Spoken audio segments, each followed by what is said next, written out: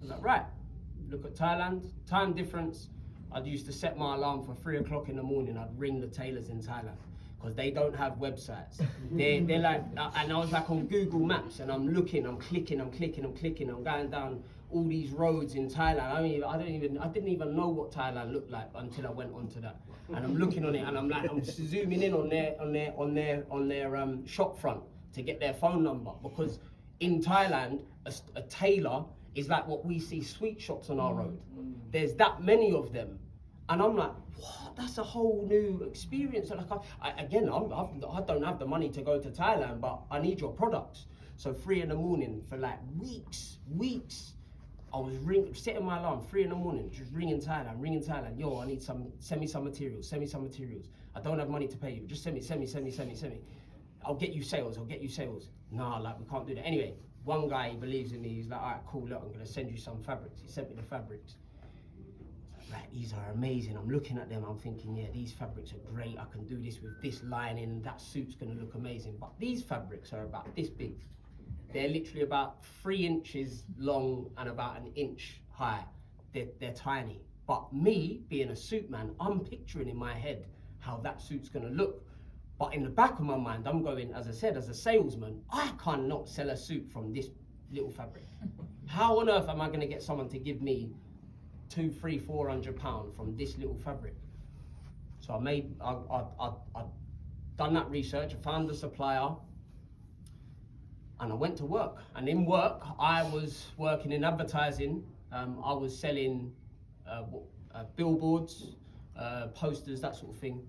And all of my commission, I just put into buying fabric. I put into buying my own suit. Rashid taught me how to use a sewing machine. He taught me how to cut fabric. And although I'm not qualified as a tailor, I know how to build my suit. I know how to do the alterations. And that's all I needed to know. That was it, because I looked at it and I went, well, I'm not becoming a teacher. I don't need a qualification.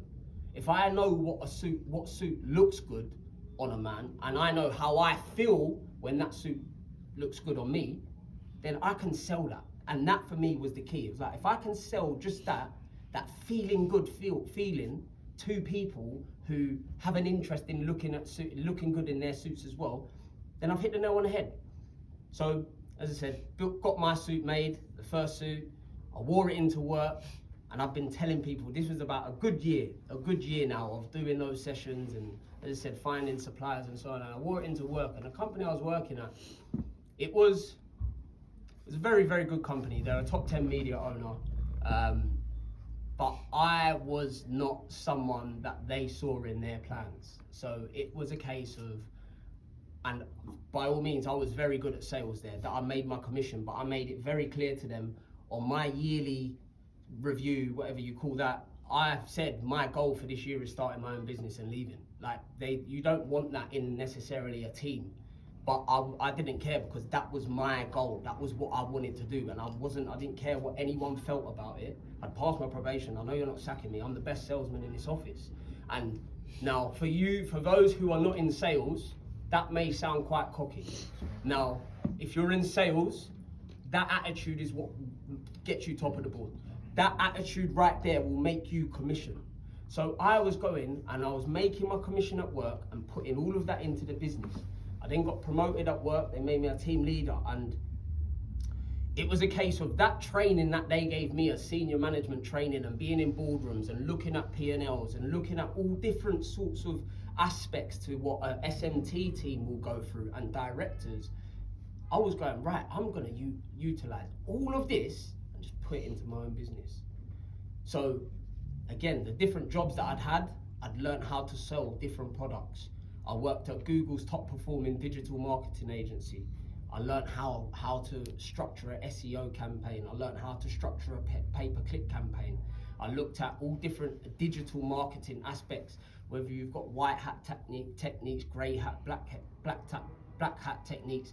There's so much that I was learning within the different job roles that I had, that, as I said, when I had that idea of, right, suits, I was taking all my experience from the different jobs I had. Right, I'm going to apply that into this business that I'll create for myself. And from there, when I had my first suit that I made, I put it up on social media, 3rd of September 2017. This is my business, the Suit Group. We're going to make tailored suits. If you want a suit, drop me a message. Didn't get one message for 2 months. Not one message. I got likes, I got congratulations online, well done, this is amazing, really good luck. You think anyone's buying a suit? I'm like, bro, what's going on? Like, I need some sales.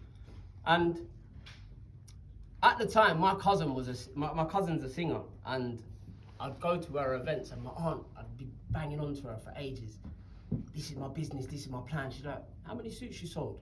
Nah, none, I haven't sold any. And I kept going to my cousin's events every time I'd see my aunt. She'd be like, how many suits you sold? How many suits? I'm like, oh, none. And it, like, I remember feeling so, I was like, I need to tell her that I've sold some suits. I need to tell her, like, this is embarrassing. And I got my first sale. And when my first sale came, I thought, if I can get one person, I can get 100. And that first suit sale came from someone that I knew. Went through the fabrics, went through the lining choices, went through the order form, everything like that. Thought, yeah, happy days, he's happy. Suit came, like, yeah, tried to fit it on him. He was happy. Second suit sale came. It was like, yeah, perfect. It was around Christmas 2017. Now, DHL don't deliver on a Saturday. And 2017, if you didn't know, that was Christmas Eve on a Saturday. Now, my client was flying to New York on the 26th. I had to go to DHL, and I wasn't driving at the time. So I rode my bike to DHL, I picked up the suit, I rode it back, I got it pressed by my local dry cleaner. I said to the guy, come to my house, got your suit. He came on Christmas Eve, probably about 4 o'clock, he tried it on, trousers are too short.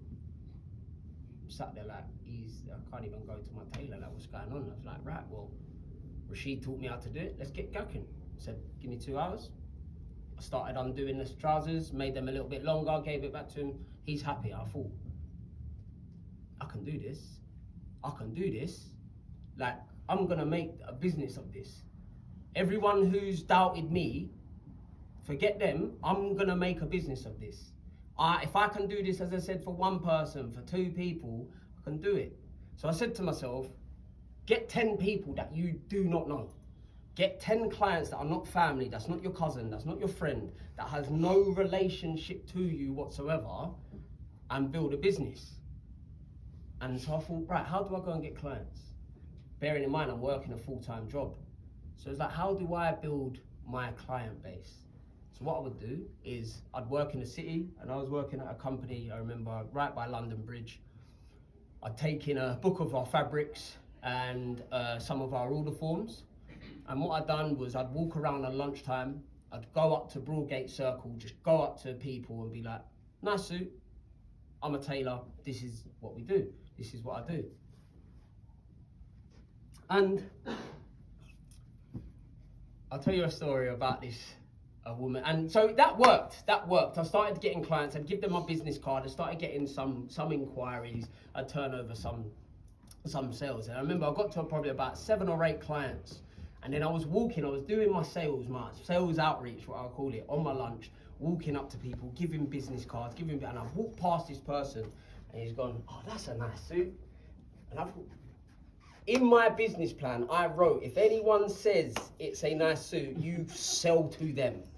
So sorry to like overhear your conversation. I'm a tailor, I know what you just said about my suit. Oh, are you really? Yeah, all good. Here's my business card. And the lady, dressed immaculately in her own suit, she said, oh, do you make women's suits? And I was like, yeah.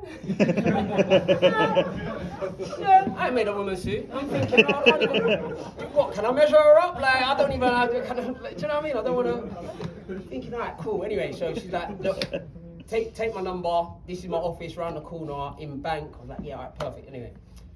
Gone to work the next day, on lunch, I've booked it for like 1 o'clock at lunchtime, I've run up there, 1 o'clock, I've gone in, and I'm hearing like, now, as I said, I've been on a sales floor, I know what a sales floor sounds like. So we're walking up these stairs and right by a bank, and I'm like, that's definitely a sales floor. Anyways, we've gone into her private office. She's chose her fabrics, everything like that, measured up, happy days, all good. She's like, are you sure you're right? I'm like, yeah. I said, can you just show me your sales floor? Yeah, of course, walk in. And I've walked in and I see 2 guys from Bromley. I'm from Bromley. Do you want a suit, mate? Yeah, of course, I'll have a suit. Bang. All right, cool. He see me measuring them up. You want a suit? Yeah, you want a suit? I've sacked off work and I've left with 8 orders. And I'm there like, I've got £3,000 cash in my hand. That's more than my monthly wage. Why am I working for another business? What am I doing spending my time working for another business? Forget that. Anyway, so I've done those suits, and it come back to the lady. So we've got her suits all ready. And this is where learning lessons and going through pain taught me about getting everything in order. So what I would do is those suits I would take to a dry cleaner where Rashid, our head tailor, would work. And that was in London Bridge.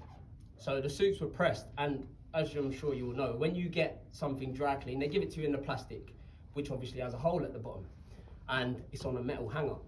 So I've then gone, and I had suit bags at my house, and I lived in Bromley, as I said. So I've gone to London Bridge, I've picked up the suits, I've got, as I said, 8 suits for all of these guys, and I was like carrying it home. I've gone home thinking, yeah, we're all good, packaged them all. Her trousers are missing. Thinking, no, surely, like, what's going on? Like, I just counted them all in the shop, 8 suits, 8 pairs of trousers, like, what's going on? Couldn't find them for anything. I'm like, oh my. So I rang the tailor, I'm like, mate, get the fabric ordered ASAP, like, just get this done. Bearing in mind, I've already organised a fitting with all 8 people.